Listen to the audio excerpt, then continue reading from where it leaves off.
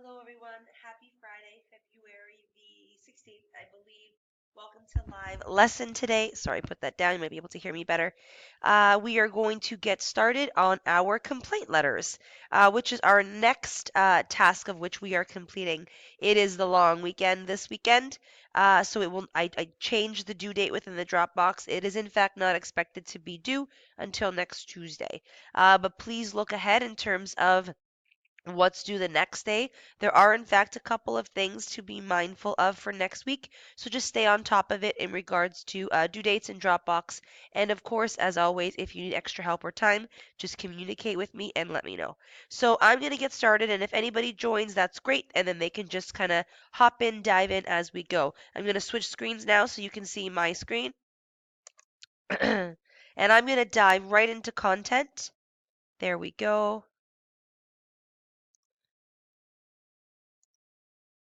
There we go. Okay, guys, there we are.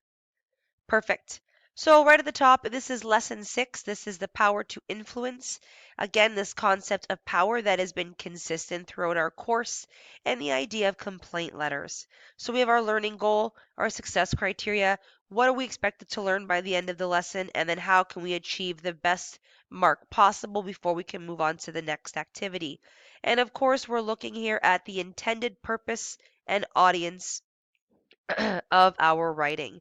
So we get right into the lesson, and again, I'm not going to get into every single aspect of it because you guys can do that yourself. But what we're going to start to pay attention to is purpose of writing and intended audience. Super, super important when we are working. It really provides clarity and hopefully helps in regards to style as well. So we have our classifications of purpose. Is it narrative, descriptive, expository, or argumentative slash persuasive? As we go down, we call it the levels of dining, if you will. Then we get into, once we have our category, we get into whether or not our writing is to be informal, moderate, or formal. And that is really, really important to sort of identify and address. You're not going to speak to a teacher, I would hope, or a boss, I would hope, in the same manner of which you're going to talk to your best friend, right? So it's the idea of informal versus formal style or language as well. In terms of writing and speaking. And then, of course, we just have, as you go, very specific sort of examples of that. So, where would you use it or encounter it? When could you use it? What are communication tools? What do they look like? And then again, as you go down, pardon me, we get into more specific examples on this idea of formal, moderate, and informal language. So, an email versus a text, right?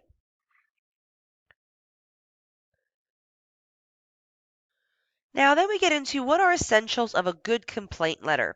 Now, the reason why we're sort of gearing our next task into the idea of complaint letter is because it is very common and absolutely appropriate to address things sometimes that are not necessarily the most comfortable to address, but sometimes things happen and we find ourselves in situations of which we need to sort of be a little bit more assertive and address something that we're concerned about. And it is really important that when we do it, we do it in such a way that is professional, that is respectful, and it is to the best of our ability still showcasing who we are as a person, right? And we need to keep that in mind. I mean, it's pretty easy to get really upset or go off the handle sometimes, right? I mean, we're human, it happens.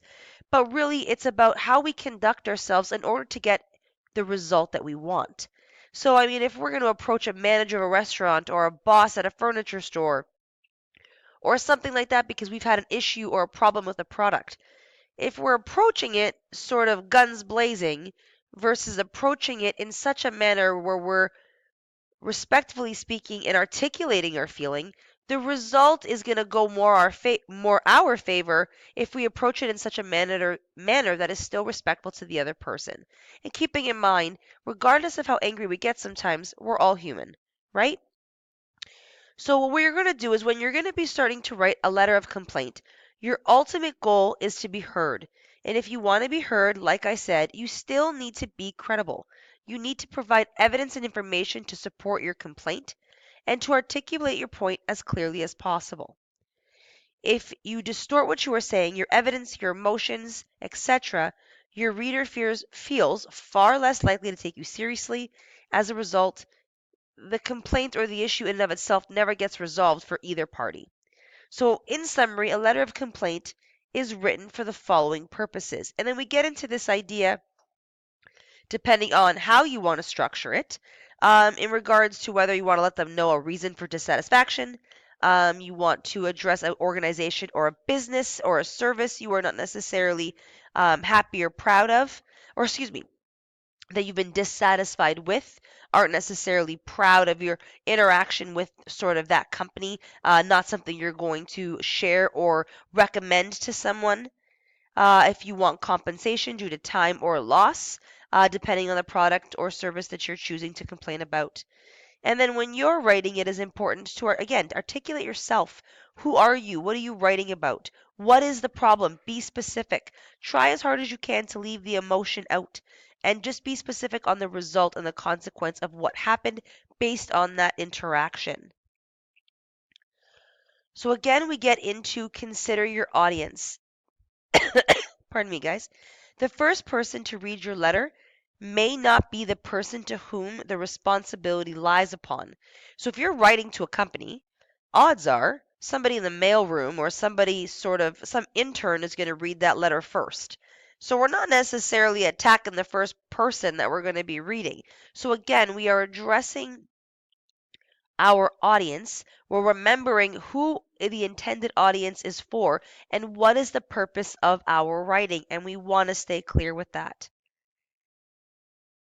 And then we have some very specific examples and we call them excerpts, of which kind of identifies this idea of the different impressions you leave in regards to language, informal versus slang,